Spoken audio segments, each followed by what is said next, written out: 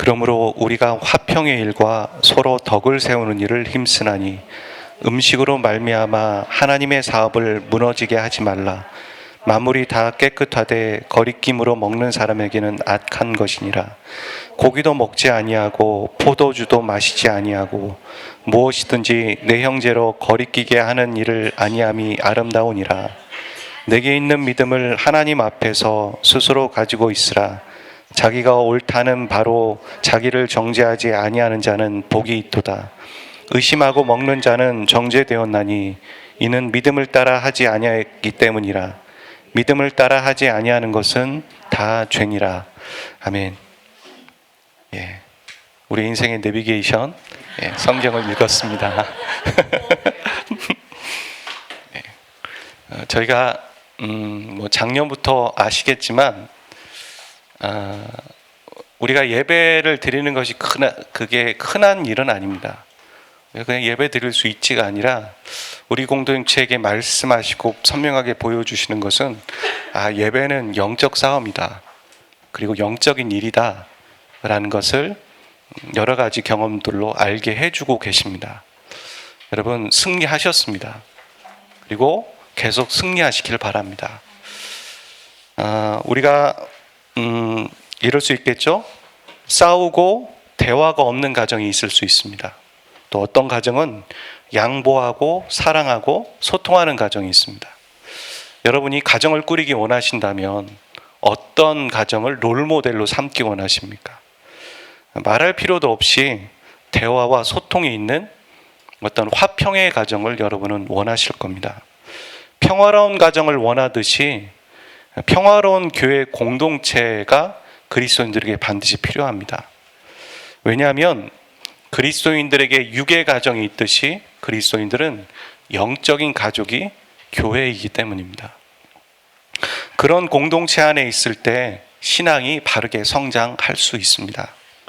그런데 그런 좋은 공동체를 만들어가는 것은 어떤 한 사람만의 책임이 아니라 우리 모두의 각자의 책임이라고 오늘 말씀은 말하고 있습니다.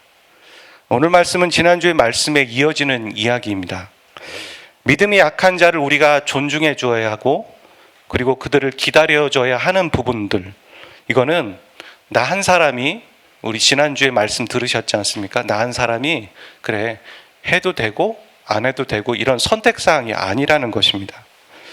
성경은 이렇게 말합니다. 내가 믿음이 약한 자를 존중하고 기다려주는 행동은 이미 내가 좋은 공동체를 만들기 위한 역할을 하고 있다라고 성경은 말하고 있는 것이죠.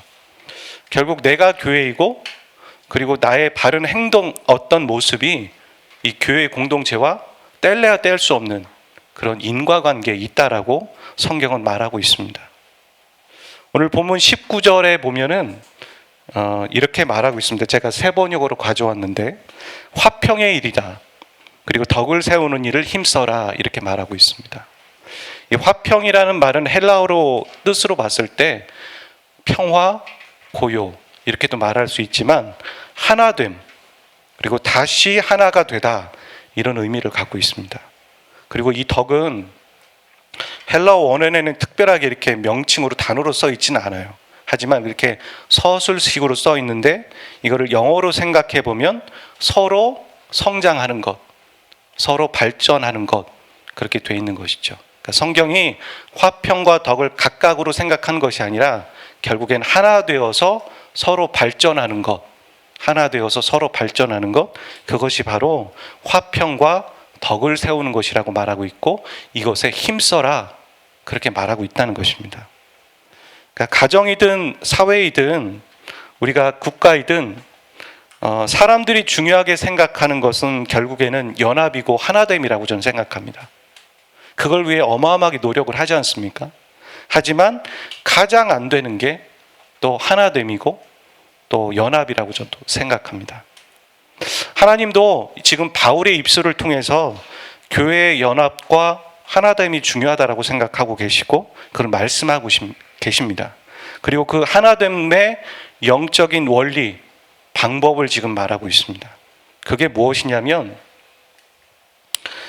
믿음이 강한 사람이 믿음에 약한 사람을 위해서 기다려주고 눈높이를 맞춰주고 그래서 자신을 맞추어가는 것, 그것이 바로 교회 공동체가 하나 되는 것이고 연합하는 것이라는 것이죠.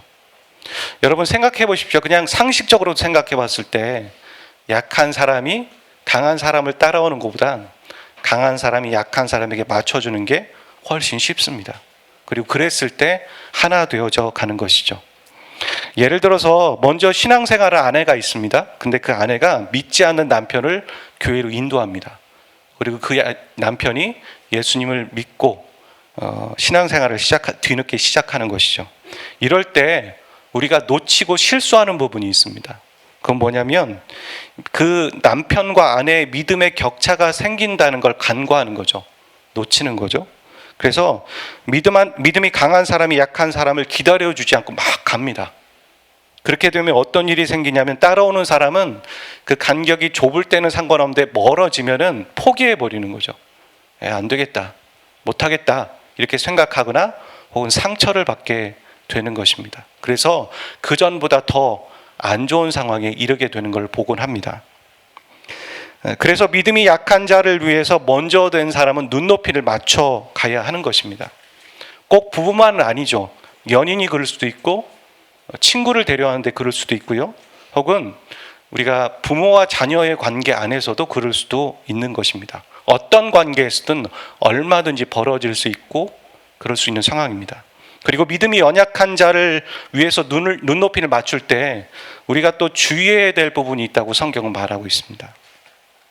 나의 믿음을 항상 확인해야 한다는 것이죠. 무슨 말이냐면요, 그러니까 믿음이 약한 자의 눈높이에 맞추긴 하지만 그것이 자신의 믿음의 수준은 아니잖아요. 그런데 자신이 해야 될 어떤 책임과 신앙의 성장을 놓치고 거기에 맞추다 보니 자기의 믿음이 거기라고 생각하는 착각에 이를 수 있다는 것이죠. A라는 사람이 친구를 교회로 인도합니다. 그리고 그의 적응을 위해서 많이 노력하는데 그중에 생각한 게 내가 이 친구를 위해서 어색할 수도 있으니까 새가족반 성경 공부를 같이 들어야겠다 이런 생각을 하죠. 참 귀한 섬김이고 좋은 선택입니다. 그래서 같이 듣습니다.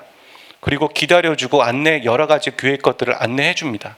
그런데 거기서 그친다면, 그게 만족이라면 어찌 보면 자신의 믿음의 훈련을 놓친다면 같이 퇴보해 버린다는 거죠. 같이 새가족 수준에 이른다는 것이죠. 여러분, 우리가 초등학교 교사라고 생각해 보세요. 근데 초등학교 교사가 아이들의 눈높이를 맞춰주고 언어도 쓰고 행동도 그렇게 합니다. 너무 잘하고 있는 거죠. 근데 집에 가서도 부모한테 그 초등학교 수준으로 얘기하고 모든 사람이 그렇게 말한다면 그건 아니지 않습니까? 지금 그 얘기를 하고 있는 겁니다. 우리가 우리보다 약한 사람을 섬긴다고 했을 때 우리가 놓치지 말아야 될 건 우리 개인의 신앙의 성장이고 또 내가 해야 될 공동체 안에서의 책임과 의무를 다 해야 한다는 것입니다. 그래서 남을 위해 사역하고 섬기는 사람은 자신의 영적인 건강을 스스로 돌아볼 수 있어야 합니다. 그리고 자신이 어떻게 성장해야 되는지 자기 나름대로의 개발을 할 수 있어야 합니다. 성장할 수 있는 방법을 모른다 할지라도요, 자신을 돌아볼 수 있어야 됩니다. 내가 부족한 부분이 뭐였나. 그리고 그런 것도 체크할 수 없다면 오히려 자신을 돌아볼 수 있는 목회자에게 제가 부족한 것이 무엇입니까? 이렇게 체크받을 수도 있고 도움을 요청할 수도 있어야 한다는 것이죠. 그러지 않는다면 내가 약한 자를 섬기다가 다 소진해버리고 침체될 수 있는 겁니다. 뒤로 퇴보할 수 있는 겁니다. 그 사람보다 더 못하는 거죠. 먼저 된 자가 나중되고 나중된 자가 먼저 될 수도 있다라는 것입니다. 믿음이 강한 자가 믿음이 연약한 자의 눈높이를 맞추는 모습은 예수님의 성육신의 모습을 통해 우리가 대표적으로 알 수 있습니다. 예수님은 인간을 구원하기 위해 인간이 되셨습니다. 근데 그분은 30살 청년으로 오지 않으셨습니다. 딱 나타나셔서 그때부터 3년 동안 사역하신 게 아닙니다. 인간 마리아의 뱃속에 작은 생명의 씨앗으로 시작하셨고요. 그리고 그분은 갓난아이로 태어나셨습니다. 그분은 분명히 설사도 하셨을 겁니다. 응애 우셨을 겁니다. 그리고 그분은 학습하셨습니다. 그리고 그분은 분명히 사춘기를 보내셨습니다. 하나님이 인간을 구원하기 위해 인간의 눈높이를 맞추신 겁니다. 그리고 거기서 끝나지 않으셨습니다. 그렇게 겸손함으로 낮아지셨고 인간의 모습으로 오셨지만 그분이 30살이 되어서 비로소 사역을 시작하셨지 않습니까?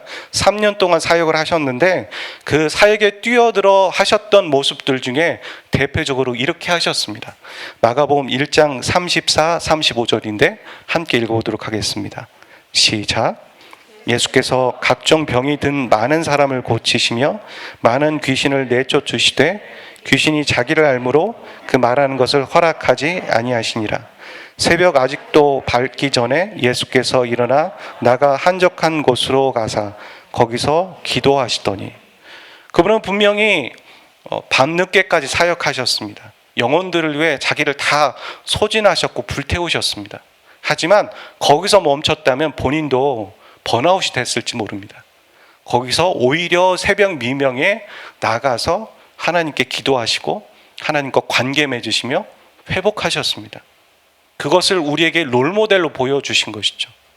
그러니까 우리가 연약한 자를 섬기지만 믿음이 강한 자는 자신을 돌아보고 자신이 충전할 수 있어야 되고 자신이 하나님 앞에 다시 회복하는 그런 선한 바른 사이클을 가질 수 있어야 하는 것입니다. 아까 말씀드린 것처럼 그렇게 할 수 없다면 다른 사람에게 요청해서 자신의 영적 리더와 목회자에게 요청해서 그런 방법들을 부탁해야 하는 것이죠. 여러분, 사람이 느끼는 통증 중에 치통이 있습니다. 이빨이 아픈 건데 꽤 아픕니다. 여러분, 아파 보신 분은 아실 겁니다. 이빨을 잘 관리하지 못해서 치통이 오면 그거 압니다. 아, 오복 중에 치아를 복이라고 얘기하는 게 왜 그런지 알 수 있죠. 먹을 수 있는 게 복이구나. 그때 비로소 알게 됩니다.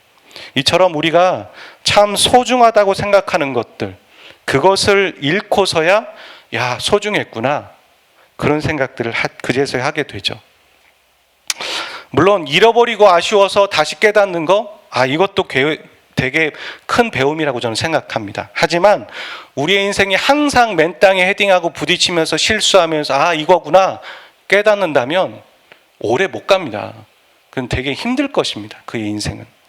제가 아는 사람 중에도 그런 분이 계십니다. 주위의 사람 얘기 안 듣습니다. 그리고 본인이 항상 고추장을 찍어 먹어봐야 이게 고추장이구나 그렇게 생각하면서 다 경험하고 그렇게 해서 알아갑니다. 옆에서 지켜보면 참 안타깝습니다. 안타까운 걸 넘어서 어리석어 보입니다. 우리는 어떤 사람의 어떤 것은 경험하지 않고 지혜로운 자의 말, 인생의 선배 얘기를 듣고 그건 아니구나 판단할 수 있어야 합니다. 그것이 더 복된 것이고 더 지혜로운 것입니다. 그래서 잃어버리기 전에 자신이 누리고 있는 것을 소중하다고 생각하는 것, 그렇죠? 그리고 그것을 지켜가는 것, 그래야 하는 것이죠. 건강을 잃어버리고선 건강이 소중하구나 생각해봤자 잃어버렸으면 원상태로 돌아가기는 어려운 것입니다. 그런 것처럼 내가 건강이 소중하구나 생각하고 지금부터 관리해야 하는 것이죠. 그런 것처럼 영적으로 봤을 때 소중하다고 생각하는 것, 그리고 소중해야 한다고 생각하는 것 중에 두 가지가 있다고 생각하는데 그 중에 하나는 자신의 영적 건강입니다. 그리고 또 하나가 건강한 공동체입니다. 내가 건강한 공동체에 있었을 때 모릅니다. 이게 건강한지도 모르고 그냥 당연하다고 생각합니다. 하지만 그런데 한번 경험해봐야 그게 소중했구나라고 생각하는데 굳이 그걸 경험할 필요가 있겠습니까? 그래서는 안 되는 것이죠. 여러분, 우리가 몸이 아플 때 몸이 신호를 보내지 않습니까? 근데 그런 것 같지만 의외로 몸이 신호를 안 보내는 부분도 있습니다. 예를 들어 폐 같은 거, 폐는 잘 신호를 안 보냅니다. 췌장 같은 거, 그 신호를 보내면 이미 2기, 3기 정도가 되는 것입니다. 그런데 영적인 건강도 영적으로 아플 때 신호를 보내긴 하지만 우리가 잘 못 느낍니다.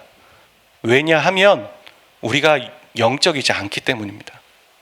우리가 세상적인 게 더 관심 갖고 육적인 모습들이 더 많이 있지 않습니까? 저만 그런 게 아니라 아마 여기 앉아 계시고 이 영상을 보시는 많은 분들이 동의하실 겁니다.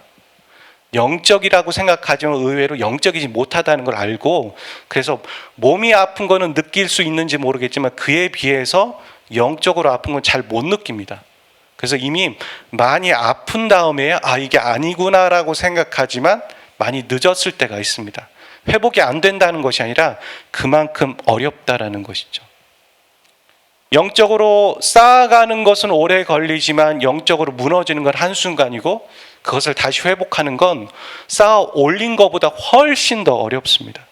우린 그걸 소중하게 생각할 수 있어야 합니다. 그리고 또 하나가 아까 말씀드린 것처럼 공동체입니다.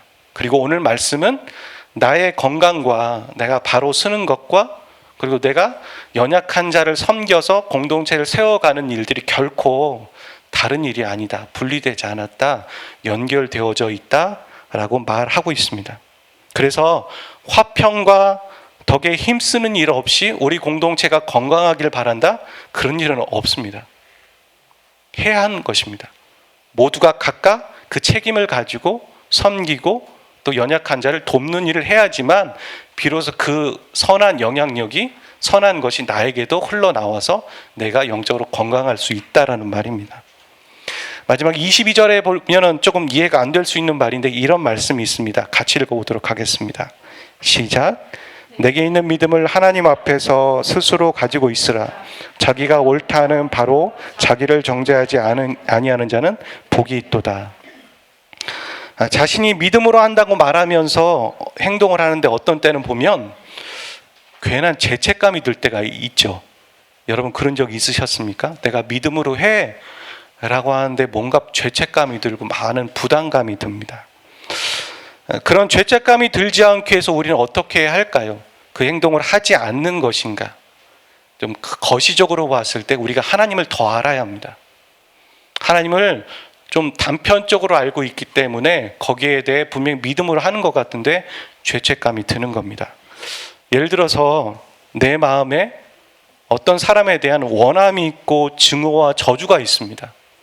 많은 사람들이 기도하러 나와서 기도도 안 될 때도 있지만 기도할 때 어떻게 하냐면 내가 크리스찬인데 용서해야지 라는 마음을 가지고 저 영혼 용서하게 해주세요 이런 말합니다. 근데 내 마음 안에 증오가 있습니다. 분함이 있습니다. 저주하고 싶은 마음이 있습니다. 거짓말인 거죠. 근데 거짓말인 걸 알지만 어떤 생각이 드냐면 하나님이 이렇게 말하면 내 속 안에 있는 걸 다 털어내놓으면 하나님이 혼낼 것 같은 거예요. 그러니까 많은 사람들이 그렇게 기도하지 못하는 겁니다. 그건 뭐냐면 믿음으로 하고 있는데 죄책감이 드는 거죠. 부담이 있는 거죠. 왜 그러냐면 우리가 하나님을 깊이 제대로 알지 못하기 때문이에요. 시편 말씀에 보면 그러지 않습니까? 오늘날 개역개정으로는 그렇게 돼 있지 않지만 그전 번역에는 토설이라는 표현이 있습니다. 그 토설은 토해내는 거죠. 여러분 토해낼 때 깨끗한 게 나오지 않죠. 고상하십니까? 으악 이렇게 나오잖아요. 제 표현까지 해서 좀 죄송합니다. 으악 이렇게 나오잖아요. 너무 고상해 이러지 않잖아요. 그런 겁니다. 토설하라는 거죠. 그리고 그 말씀에 보면 내가 토설하지 않으므로 내 뼈가 쇠하였도다. 이거 뭐가 뜻입니까? 저는 그거 화병이라고 생각합니다.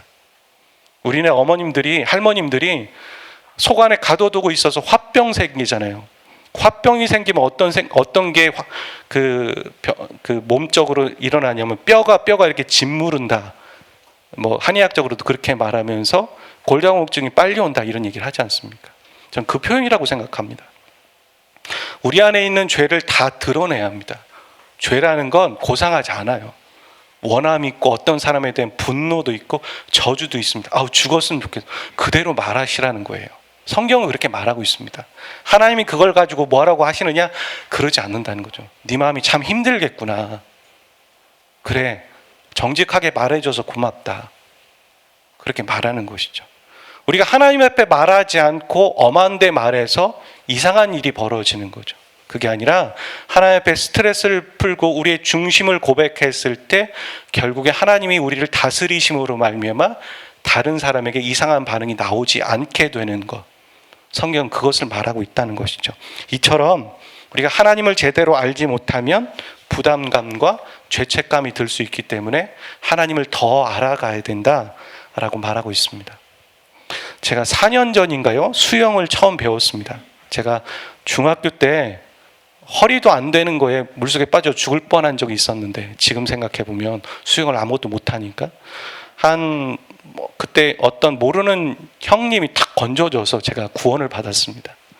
그래서 여기 지금 있는 것인데, 그래서 제가 수영을 배우려고도 배운 것도 있지만 허리도 아파서 수영을 배우기 시작했습니다.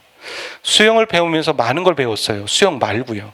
그 중에 하나가 뭐냐면, 모든 운동에는 자세가 좋아야 하잖아요.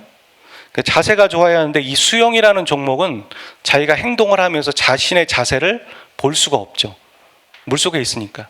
그러니까 물 밖에서 거울에서 아무리 좋은 폼을 갖고 있어도 물속에 들어가면 똥폼을 가질 때가 있지 않습니까?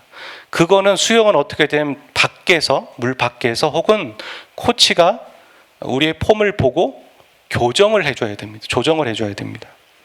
근데 하루는 제가 폼이 좋은 줄 알고 막 수영을 했어요. 자유형을. 그랬는데 코치가 저한테 와서 막 허우적거리는 것 같다고, 옆으로 막 이렇게 허우적거리는 것 같다고. 제가 그 전에 그걸 보면, 그렇게 하는 아줌마 아저씨들 보면서 저렇게 하면 안 되는데 하고, 이렇게 하는 거야 이렇게 하고 했는데 코치가 그 얘기를 저한테 하는 거예요. 그래서 그것을 고치는데 시간이 꽤 걸렸습니다. 이미 제 몸 안에 배어있는 동작이었던 거예요. 지금도 그럴 수 있는지 모르겠습니다. 잘 할 수 있는지는 모르겠는데, 이처럼 신앙도 비슷합니다. 내가 혼자 기도 오래 하고 방언하고 그러면 성령 충만이라고 우리가 전통적으로 사람들이 교회에서 가르쳐 줬습니다. 그게 성령 충만이야. 그런 줄도 알았습니다. 근데 그렇지 않아요. 그런 사람이 다른 사람들에게 찾아가서 어떻게 합니까? 오히려 불쾌한 행동을 하고 되게 이기적인 행동을 합니다. 과연 그런 사람이 성령 충만한 사람일까요? 정의가 잘못된 거죠. 성경은 그렇게 말하지 않습니다. 성령 충만한 사람은 하나님을 사랑하지만 동시에 이웃을 사랑할 수 있는 사람이고 사랑하는 사람입니다. 그래서 바나바를 얘기할 때 그러지 않습니까? 그는 착하고 성령이 충만한 사람이다. 같이 가는 겁니다. 그런데 성령 충만한 게 마치 수직적인 것만 성령 충만하다고 생각하는데, 성령 충만한 사람은 내가 검증할 수 있죠. 내가 수직적인 것이 수평으로 흘러가고 있는가 생각해 봐야 되는 것이죠. 그래서 내가 바른 믿음과 신앙을 갖고 있는지 알 수 있는 방법은 내가 공동체 안에 있었을 때 분별되어지는 것이고 분별할 수 있는 것입니다.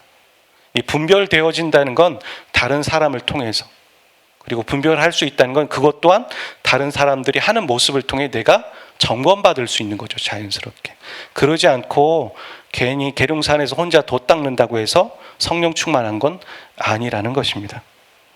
여러분, 성경에는 두 가지 자유가 존재합니다. 제가 고린도전서에서도 말씀드렸던 것 같은데, 프롬의 자유와 포의 자유입니다. 이렇게 성경이 이런 식으로 표현하고 있지는 않지만 이런 자유입니다. 첫 번째, 프롬의 자유는 죄로부터의 자유. 우리가 자녀들이 대학교 들어가면 부모와 독립하려고 하잖아요.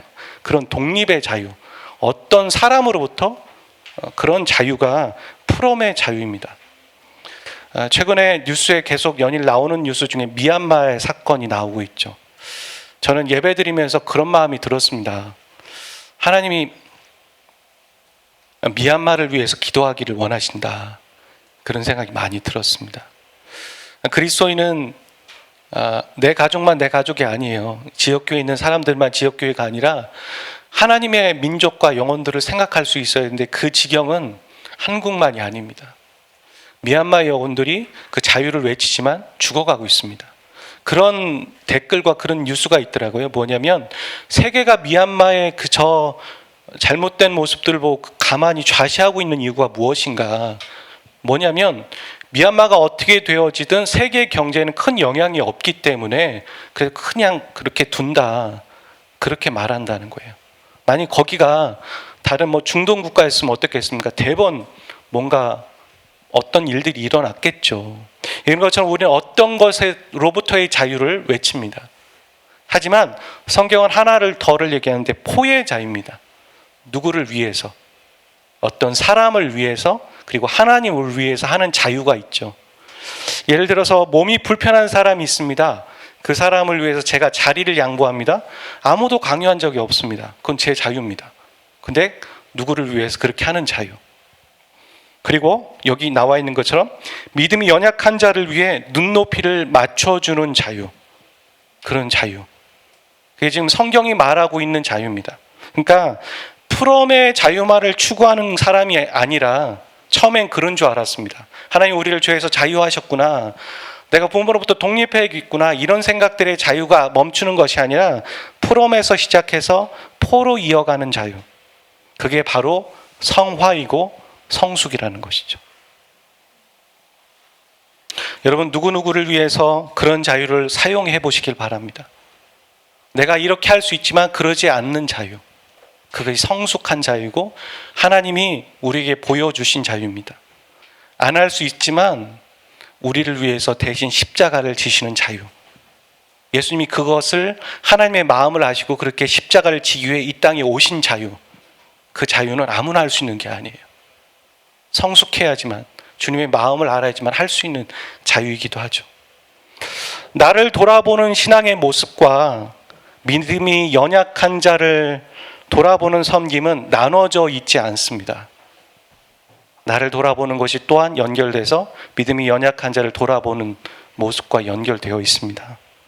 나의 신앙을 위해서 내 자신이 공동체에 있어야 하고 그리고 그 공동체의 건강은 바로 나의 성숙과 섬김에서 시작된다는 것을 잊지 마시길 바랍니다. 사랑하는 저와 여러분, 이 인과관계와 이 영적인 원리를 꼭 기억하시고 여러분 우리가 그렇게 이기적으로 나 혼자 살아가려는 모습들이 있다면 혹은 내 마음대로 멀찌감치 가려고 하는 그런 모습들이 있다면 그것들을 주님 앞에 회개하십시오. 그리고 믿음이 연약한 자를 위해 눈높이를 낮춰보십시오. 여러분 그곳에서 주님의 마음이 느껴지실 겁니다. 주님이 나를 위해서 이렇게 하셨구나. 참 기쁘다. 그런 생각들, 그런 기쁨을 누리시며 살아가시는 한 주 또 여러분 인생, 저와 여러분의 인생 되시기를 주의 이름으로 축복드립니다. 우리 같이 먼저 기도하기를 원합니다. 여러분 우리가 성화에 대한 부분들을 계속 말하고 있습니다. 여러분 놓치지 않으셨으면 좋겠습니다. 제가 많이 강조하진 못했지만 성화, 성숙은요 우리의 결단으로 시작되는 건 분명히 맞습니다. 처절한 결단이 필요할 때도 있습니다. 술을 먹던 사람이 술을 안 먹을 거야 이런 결단도 필요할 수도 있습니다. 욕을 했던 사람이 욕을 안 할 거야 이렇게 결단도 분명히 필요합니다. 그게 가볍다라고 얘기하는 게 아닙니다. 하지만 성경은 그 성화를 위해서 성령께서 우리 안에 계신다고 말씀하십니다. 그 일하신다는 거죠. 그래서 우리가 그분께 우리가 성숙하고 성화하고 하나님의 마음을 알려면 매일 내어드려야 됩니다. 제가 이렇게밖에 못 살았군요. 제가 이렇게 살겠습니다. 그래서 끝나는 것이 아니라 저를 빚어주십시오. 저를 예수님의 마음 담게 주님 하나님의 마음을 알게 도와주십시오.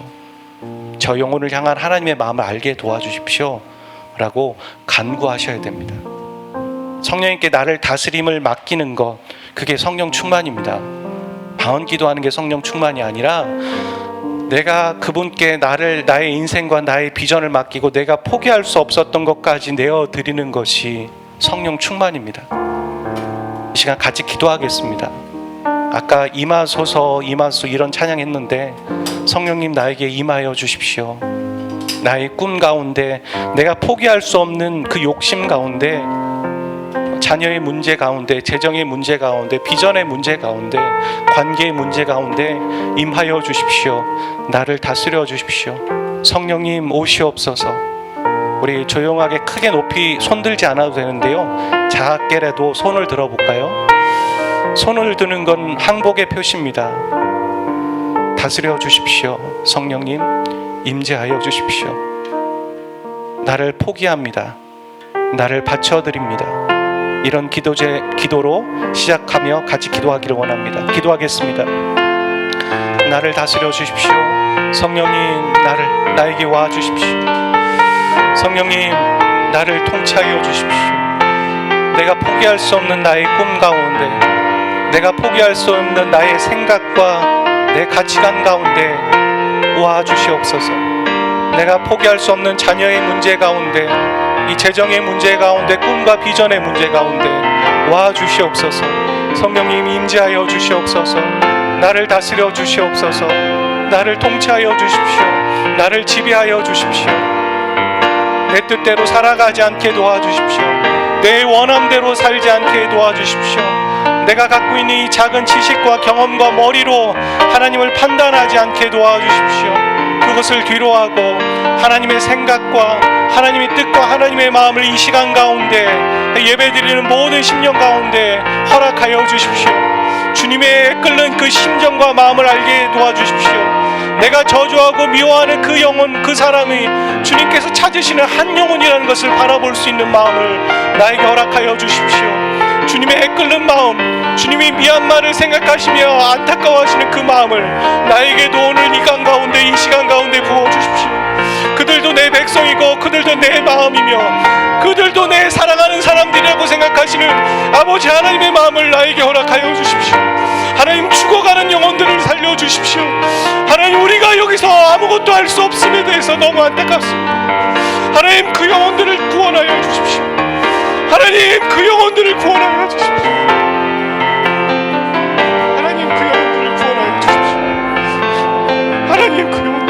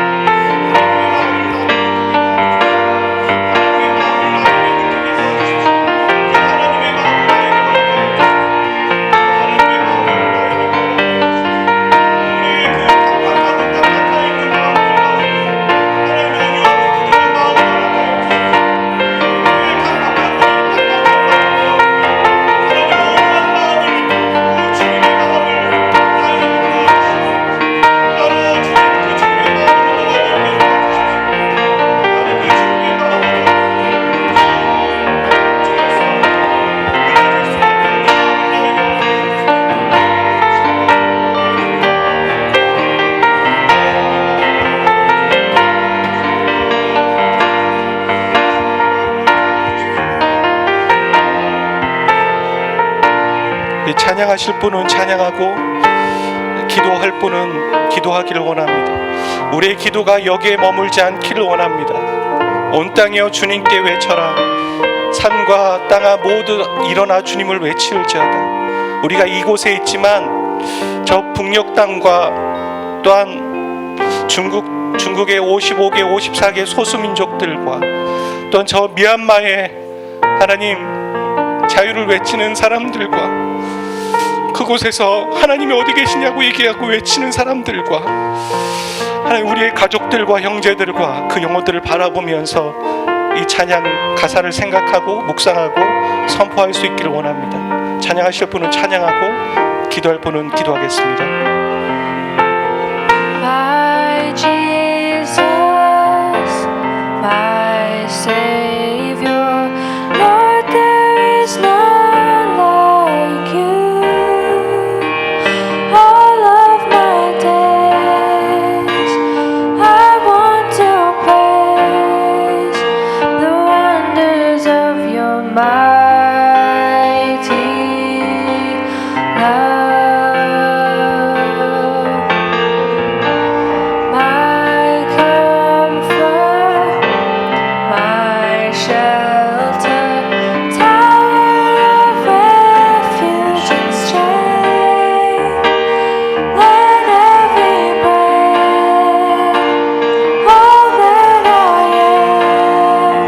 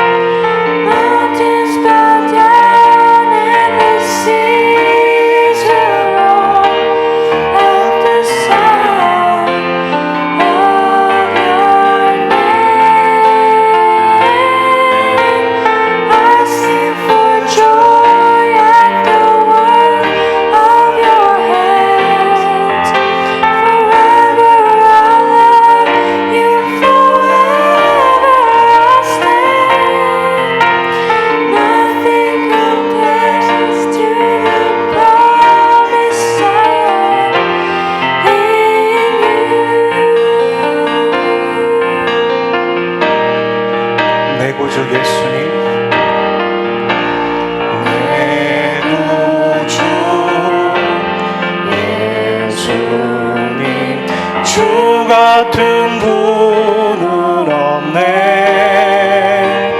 내 평생에 찬양하리 놀라운 주의 사랑에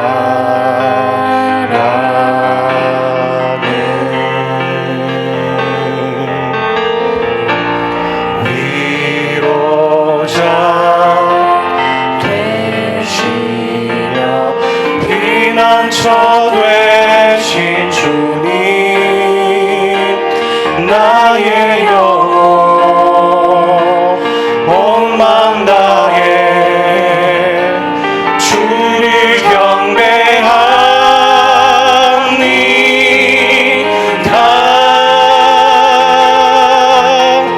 온 땅이여 주님께 외쳐라. 능력과 위엄의 왕 되신 주 산과 바다 소리쳐 주의 이름을 높이리. 주의 안이 기뻐 노래하며 영원히 주님을 사랑하리라. 진실하신 주의 약속 나 받았네. 우리 한 번 더 고백합니다. 내 구주 예수님 내 구주 예수님 주 같은 분 없네. 내 평생에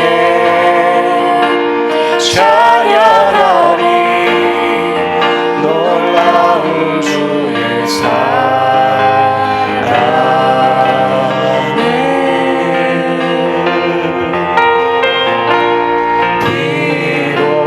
비로자 되시며 피난처 되신 주님 나의 영혼 온 마음 다해 주를 경배하리라.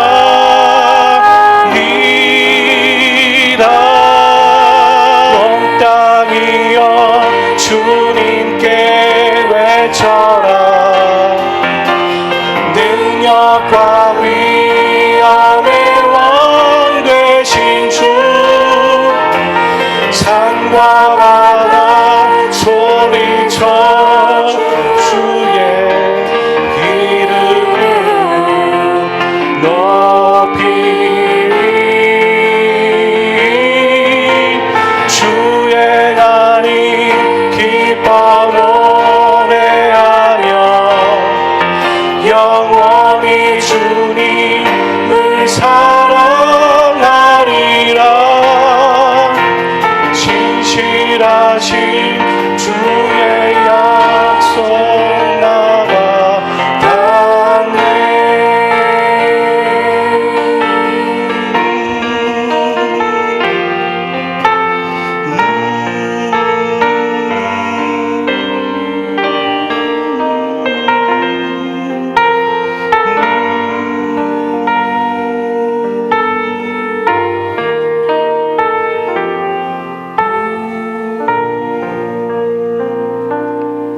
아버지 하나님, 우리의 기도가 이곳에 머물지 않기를 원합니다. 이곳에 살지만 저 열방과 땅끝을 바라보며 기도할 수 있기를 원합니다. 이방인의 기둥이 세워지는 것과 유대인의 기둥이 세워지는 걸 바라보며 믿음으로 눈을 뜨고 바라볼 수 있기를 원합니다. 우리가 이 땅에 살지만 천국의 소망을 두고 살아갈 수 있기를 원합니다. 땅에 있는 것이 아니라 위의 것을 사모하라고 말씀하신 주님, 위의 것을 사모하고 영적인 원리와 영적인 분별력으로 살아가는 우리가 되게 도와주십시오. 10,000명, 10,000,000명이 그러지 않게 살아간다 할지라도 하나님의 말씀이 그렇다면 그렇게 살아가고 그것을 믿고 살아갈 수 있는 우리가 되기를 소원합니다. 영적인 야성과 영적인 소신들이 더욱더 개발되어지고 신념을 가지고 살아갈 수 있도록 도와주십시오. 우리 한 사람 한 사람을 통하여서 선한 영향력이 흘러가게 하여 주시고 나와 공동체가 결코 분리되어 있지 않고 하나임을 기억하며 그렇게 살아가는 한 사람 한 사람 되게 도와주시옵소서. 이제는 우리 주 예수 그리스도의 은혜와 아버지 하나님의 극진하신 사랑하심과 성령님의 교통하심이 예배드리는 모든 심령 그 한 사람 한 사람 가운데 이제부터 영원까지 항상 함께 하시기를 간절히 축원하옵나이다. 아멘.